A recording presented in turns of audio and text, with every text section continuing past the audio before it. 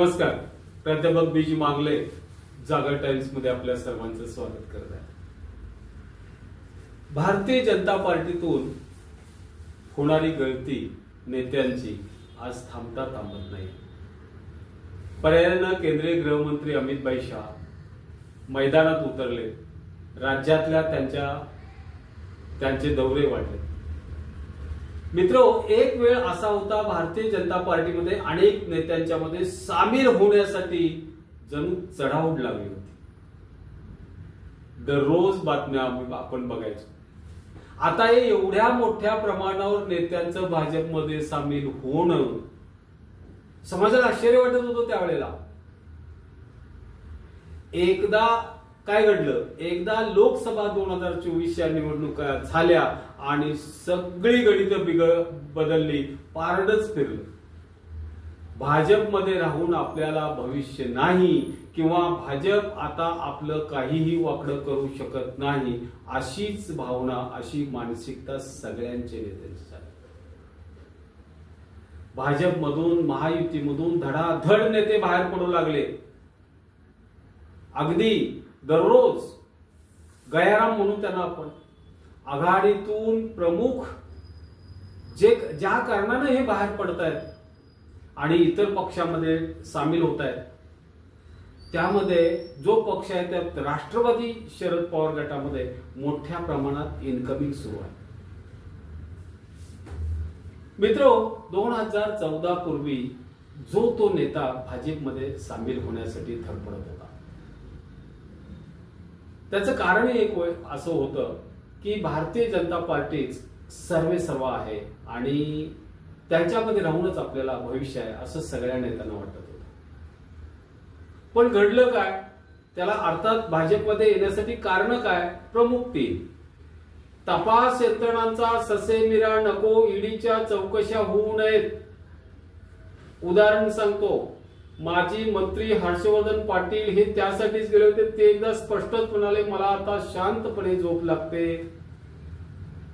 ईडीचा तपास आणि केसेस, भ्रष्टाचाराच्या केसेस दाखल होतील या भीतीने बरेचसे लोक आधीच पळाले भाजपमध्ये. अशोक चव्हाण असतील, अजित पवार असतील, या सगळ्यांचे इनकमिंग त्यामुळे झालं होतं भाजपमध्ये. दुसरी महत्वाची गोष्ट सांगतो, भाजपला काँग्रेस मुक्त भारत करायचा होता. थोडक्यात काय होतं, समाजातले सगळ्या पक्षातले प्रमुख नेते, स्टालवर्ड्स भाजपमध्ये असावेत आणि आपण एक सूत्री, एकतर्फी कारभार करावा, अशी इच्छा बाळगून होते भारतीय जनता पार्टीचे 2 प्रमुख नेते नरेंद्र मोदी आणि अमित भाई शाह. सगळ्या पक्षातल्या नेत्यांना, भ्रष्टाचार असू देत किंवा साधे असू, त्यांना सगळ्यांना आपल्या पक्षात घेतलं. एकनाथरावजी शिंदे, प्रतापराव सरनाईक, अशोक चव्हाण, अजितदादा पवार, हे सगळी मंडळी त्यामध्ये आली. अनेक दुसरा ग्रुप होता. पुढचा मुद्दा सांगतो. बऱ्याच जणांना विधानसभेची तयारी करायची होती, खासदारकीची तयारी करायची होती. काँग्रेसमध्ये तिकीट मिळण्याची शक्यता नव्हती. काँग्रेस, राष्ट्रवादी आणि शिवसेनेमध्ये सॅच्युरेशन झालं होतं आणि मग ही इच्छुक मंडळी जी होती, ही सगळी मंडळी यांनी भाजपची वाट धरली. त्यामुळे मोठ्या प्रमाणात भाजपमध्ये इनकमिंग झालं, भरती मोठ्या प्रमाणात झाली. शेवटचा मुद्दा सांगू का? भाजपमध्ये एक आकर्षण होतं. चांगुलपणाचं नाही, कोणतं होतं बघा. एकदा भाजपमध्ये सामील झालं की माणूस धुतल्या तांदळासारखा स्वच्छ होतो. त्यानं केलेला गैरव्यवहार, भ्रष्टाचार या सगळ्यावर पांघरून घातलं जातं आणि कारवाई काहीही करत नाहीत याची गॅरंटीच झाली. पण ह्याच्याही उलट आणखी महत्वाचं असं होतं, उलट मोठं एखादं पद देऊन पुनर्वसन करतात. अशोक चव्हाणांना घेतलं, त्यांना डायरेक्ट खासदार पद दिलं. अजितदादांना घेतलं, त्यांना उपमुख्यमंत्री पद दिलं. एकनाथराव शिंदेना घेतलं, त्यांना मुख्यमंत्री करून टाकलं महाराष्ट्राचं. भारतीय जनता पार्टीमध्ये भ्रष्टाचारांना अभय तर आहेच, पण पदांचं मोठं आकर्षण त्यांनी दाखवलं. आता भाजपचा हा फुगा फुटला. 2024च्या लोकसभेनं सगळं होत्याचं नव्हतं. राज्यातील प्रमुख 2 पक्ष फोडून सुद्धा सगळे नेते भाजपच्या बाजूला असून सुद्धा भाजपचा मोठा पराभव झाला. कशामुळे? 2 प्रमुख गोष्टी. नरेंद्र मोदींचा करिश्मा कालौघात संपून गेला. राज्यातील भाजप 45 जागा 48 पैकी खासदारकीच्या घेतील असं वाटत असतानाच फडणवीस साहेबांच्या कर्तृत्वानं नाममात्र 17 जागा राहिल्या. शिवसेना, शिंदे गट, अजितदादांचा राष्ट्रवादी सगळे मिळून 17 आहेत. कुठं 45 कुठं 17? त्यातच केंद्रीय मंत्री नितीन गडकरी साहेब एक वजनदार भारतीय जनता पार्टीचे प्रमुख केंद्रीय मंत्री याने असं सांगितलं, देवेंद्र फडणवीस यांच्या प्रयत्नातील त्यांनी हवाच काढून घेताना स्पष्ट केलं की लाडक्या बहीण योजनेवर पैसे भविष्य काळात मिळतील का नाही याची शाश्वती नाही आणि या योजनेमुळे शासनाच्या इतर विभागातील अनेक खात्याचे अनुदानाचे पैसे मिळतील याचीही खात्री राहिली नाही. त्याच वंचित बहुजन आघाडीचे नेते प्रकाश आंबेडकर साहेब यांनीही जाहीर केलं आणि असा आरोप केला की आदिवासी समाजाचं जे बजेट आहे हे बजेट देवेंद्र फडणवीस साहेबांनी लाडक्या बहीण योजनेकडे वळते केले. अशा अनेक कारणामुळे भाजप पक्षाला भविष्यकाळ राहिला नाही. राज्यात सुद्धा टिकाव धरू शकणार नाही. भाजपला भविष्यकाळ अंधकारमय असा नेते मंडळींच्या समज पसरला आणि तो वास्तव शिक्कामोर्तब झाला. दुसरी गोष्ट, आता बाहेर जरी पडलं तरी भाजप नेत्यांच्यावर कारवाई करू शकत नाही अशी ही भावना. आणि तिसरा महत्वाचा मुद्दा, देवेंद्र फडणवीस साहेब यांचं कर्तृत्व. येत्या विधानसभेला त्यांच्याकडे जर भाजप विधानसभेचा कारभार सुद्धा जर राहिला तर अनेक नेते, नाराज नेते, त्यामध्ये प्रमुख पंकजा मुंडे यांच्यासारखे, फडणवीस साहेब सर्व बहुजन समाजाला समान वागणूक देत नसल्यामुळं, ओबीसीला किंमत देत फक्त तोंडात आहेत त्यांच्या ओबीसी, त्यामुळेही बरेच जण नाराज झाले. आपल्याला इथं भविष्यच नाही अशी सर्वसाधारण भावना या सगळ्या गळती पाठीमागे आहे. हे लक्षात ठेवा. धडाधड नेते बाहेर पडू लागत आहेत. जशी निवडणूक जाहीर होईल आणखी 8-10 दिवसात, तसं भाजपला काय परिस्थिती होईल माहिती? आभाळच फाटलं तिथं ठिगळ कुठनं लावणार मित्र, अशी परिस्थिती होईल. आतापर्यंत ज्या प्रमुख भाजपच्या नेत्यांनी भाजप सोडली त्यामध्ये बघा कोण कोण नावात आपण काही वेळा याच्या आधीच्या पोस्टमध्ये सुद्धा काही नाव घेतले. कागलचे समरजित सिंह घाटगे, माजी खासदार शशिपाल पटले विदर्भाचे, गोंदियाचे माजी खासदार रमेश कुते, माजी खासदार सूर्यकांता पाटील आणि माजी मंत्री आहेत त्या, माजी खासदार भास्करराव पाटील खतगावकर, माजी मंत्री आमदार माधवराव किन्हाळकर, अनेक मोठी यादी, म्हणजे माजी आमदार जगदीश मुळीक असतील वडगाव शिरीचे, अशा अनेकांनी भाजप फटाफट सोडली. आणि आता जी सोडण्याच्या तयारीत काटावरच उभारलेत, निवडणुका कधी लागतात आणि आपण कधी बाहेर, अशाच परिस्थितीत आहेत. त्याच्यातले काही प्रमुख नावं सांगतो. डॉन नेते डॉक्टर संजीव नाईक, ठाण्यातील ओवळा कोजीवाडा माजीवाडा हा मतदारसंघ.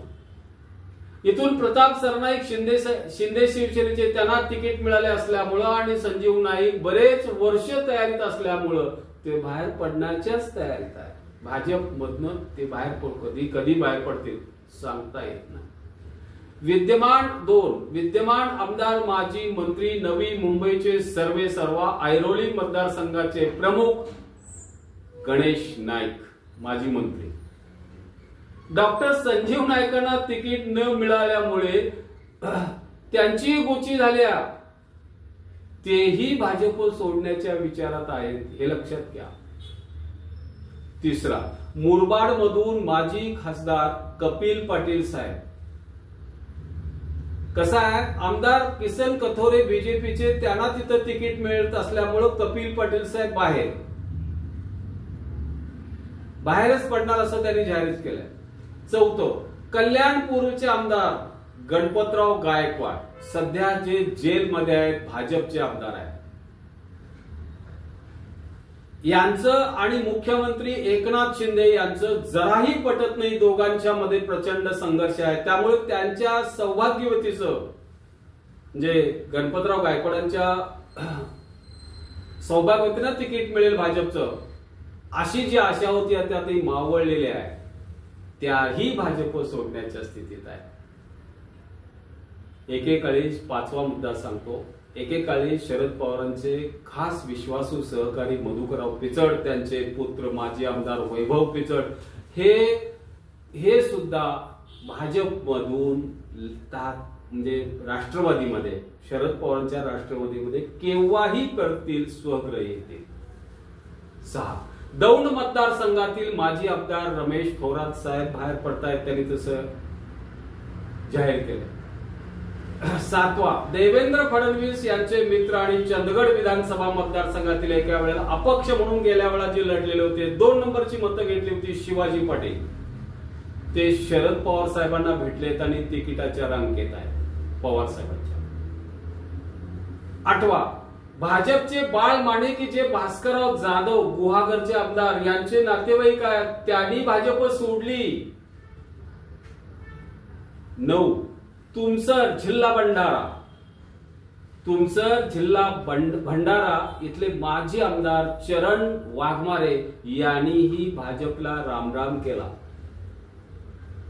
10, सांगली जिल्हा दुष्काळी फोरम तयार करून 3 माजी प्रमुख नेते, उदाहरणार्थ पृथ्वीराज देशमुख, माजी आमदार अजितराव घोरपडे, माजी आमदार विलासराव जगताप, हे सगळे भारतीय जनता पार्टी सोडण्याच्या तयारीत आहेत, सोडतायतच, त्यांनी तसं जाहीर केलंय. 11, सावंतवाडीचे माजी आमदार राजन तेली, जे सावंतवाडीतून दीपक केसरकर विद्यमान मंत्री शिवसेना शिंदे गटाचे आहेत, त्यांना तिकीट मिळत असल्यामुळं त्यांची गोची झाली, ते म्हणतात मीही बाहेर पडण्याची शक्यता आहे. 12, केज विधानसभा मतदारसंघातील भाजपचे माजी आमदार संगीताताई ठोंबरे यांनी देखील भाजप सोडण्याचा मनोदय जाहीर केला आहे. 13, विद्यमान आमदार बबनराव शिंदे हे आपल्या मुलासह म्हणजे रणजितसिंह शिंदे अजितदादा गट सोडून, महायुतीचा अजितदादा गट सोडून शरद पवार साहेबांची त्यांनी 2 वेळा भेट घेतल्या आणि पक्ष सोडण्याची या अनेक अशी नावं आहेत. भाजपचे अनेक जिल्हाध्यक्ष आहेत, जिल्हा परिषद सदस्य आहेत, सभापती आहेत, माजी अध्यक्ष आहेत, अनेकांची यादी अशी भरगतची यादी आहे मित्रो, की जे आता भारतीय जनता पार्टी सोडू इच्छितात. बघा काय परिस्थिती आहे. म्हणजे आणि हे जे भाजपमध्ये सोडणारे बहुतांशी शरद पवार साहेबांच्या गटात जाहीरपणे प्रवेश करतात आणि 2 नंबरला उद्धव ठाकरे गटात सामील होत आहेत. एक वेळ मित्रो अशी होती की जो तो मला भारतीय जनता पार्टीमध्ये सामील व्हायचा आहे म्हणत होता. अनेक कारण होती, सुरुवातीला मी सांगितले. आज भाजपमधून ही गळती लागली आणि ती थांबण्याचं नाव घेत नाहीये. अशक्य झालंय. निवडणुका जाहीर झाल्या, एकदा का महाराष्ट्रातील विधानसभा निवडणुका जाहीर झाल्या की या गळतीचे रूपांतर भगदाडात होईल अशी परिस्थिती आहे आणि असं सर्रास बोललं जातं. मित्रो, यामध्ये असा असंख्य नेते आहेत की जे भाजपमधून बाहेर पडत आहेत. त्यांचा थोडकाच गोषवारा मी आपल्या समोर मांडलाय. आजची ही पोस्ट आपल्याला कशी वाटली हे आवर्जून तुम्ही कमेंट मध्ये सांगा आणि लाईक, शेअर, सबस्क्राईब करा. धन्यवाद.